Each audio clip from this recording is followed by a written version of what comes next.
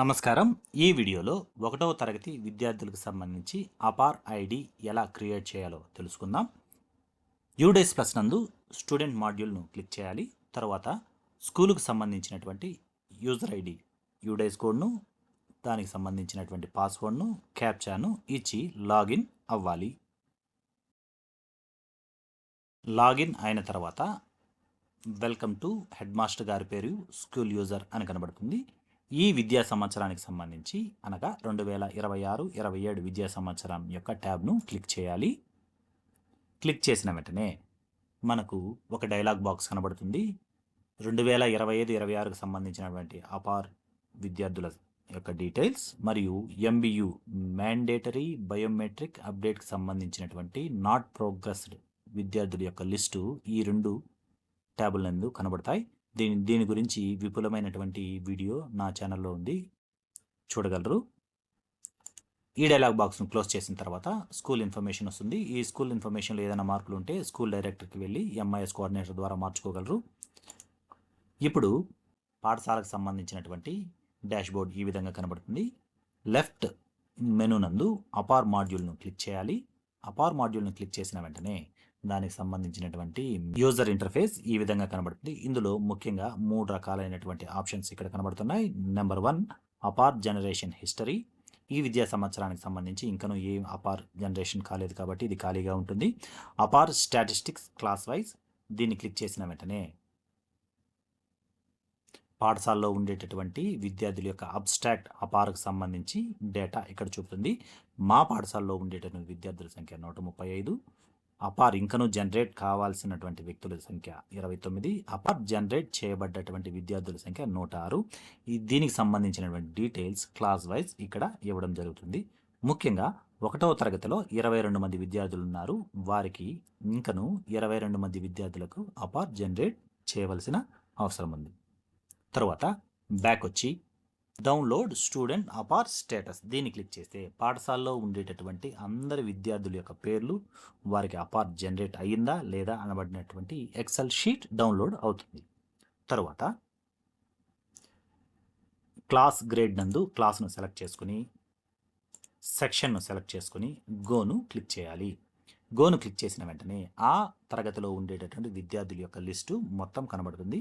ఇక్కడ కానీ గమనించినట్లయితే ఇక్కడ tab enrolments, generated, requested, not applied, failed అనబడేటటువంటి ఆప్షన్లు కనబడతాయి. ఇది పూర్తిగా అపార్కు సంబంధించినటువంటి ట్యాబ్స్.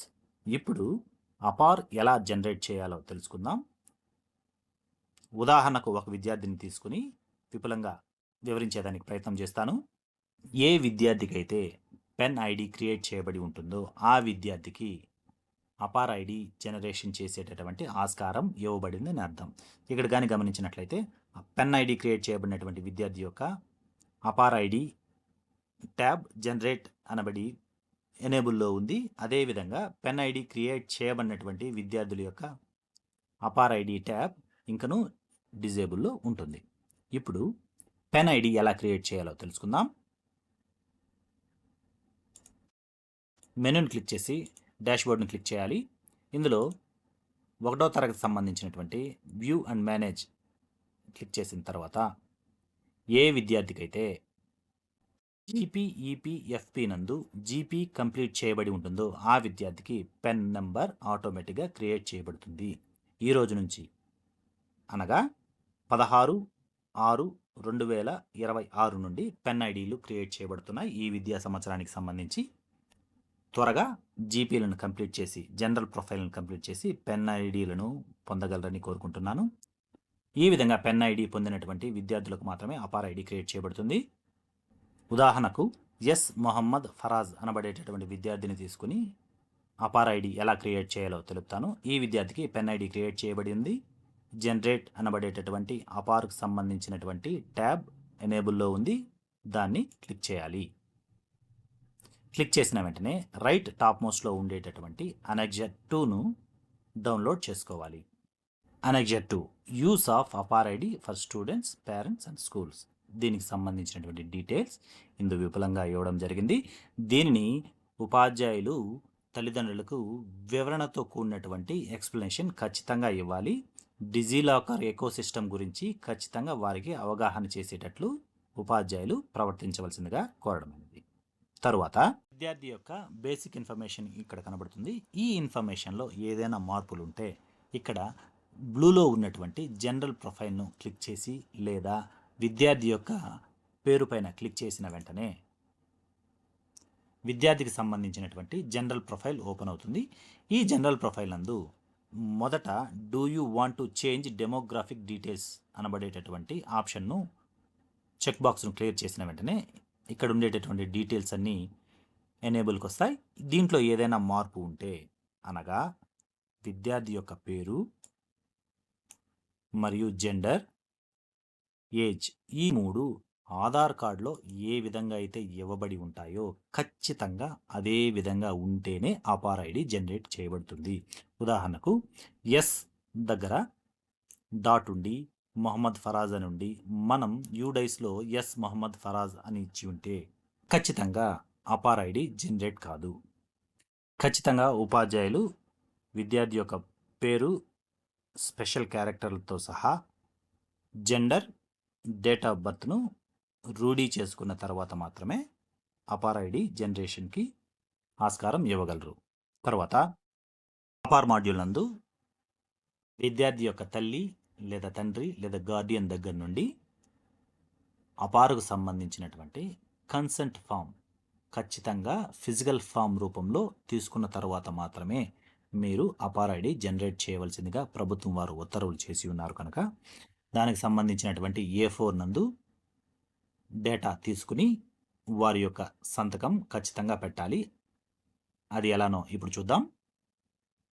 దీనిని ఫిజికల్ కన్సెంట్ ఫామ్ అంటారు. ఇది అపార్కు చాలా ముఖ్యమైనటువంటి విషయం. ఇందులో స్కూల్ నేమ్, ఆ పాఠశాలకు సంబంధించినటువంటి యూడైస్ కోడ్ను నింపాలి. తర్వాత ఐ అనగా ఇక్కడ తల్లి కానీ తండ్రి కానీ గార్డియన్ కానీ వారి యొక్క పేరును ఇవ్వవలసి ఉంటుంది. The natural legal Guardian of విద్యార్థి యొక్క పేరును సెకండ్ కాలంలో ఇవ్వవలసి ఉంటుంది.